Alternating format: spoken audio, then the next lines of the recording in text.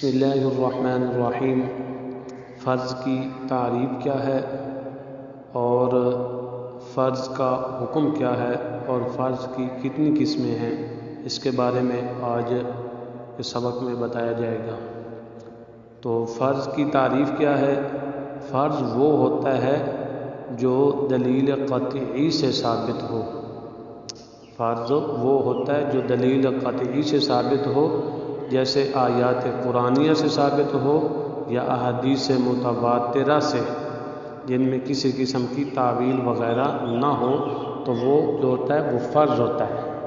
اور فرض کا حکم یہ ہے کہ اس کا کرنے والا مستحق کے ثواب ہوتا ہے، ثواب کا مستحق ہوتا ہے، اور اس کا تارک یعنی چھوڑنے والا مستحق کے عذاب ہوتا ہے، یعنی عذاب کا مستحق ہوتا ہے، اور اس کا منکر انکار کرنے والا کافر ہوتا ہے۔ یہ اس کا حکم ہوا۔ آگے فرض کی قسمیں، فرض کی دو قسمیں ہیں۔ ایک قسم فرض عین اور دوسری قسم فرض کفایہ۔ فرض عین وہ ہوتا ہے جو نصوص سے ثابت ہو، یعنی نصوص قطعیہ سے ثابت ہو، اور اس کا ادا کرنا ہر شخص مکلف پر ضروری ہوتا ہے۔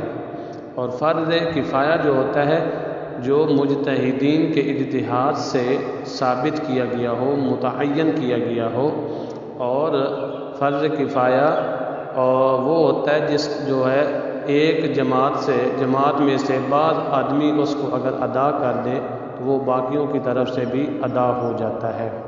اگر فرض کفایہ کو کوئی بھی ادا نہ کرے تو سب گنہگار ہوں گے۔ فرض کفایہ نماز جنازہ فرض کفایہ ہے، اسی طرح میت کو کفن دفن وغیرہ دینا، تیمارداری کرنا، بیمار پرسی کرنا، تو یہ سب کیا ہے؟ فرض کفایہ۔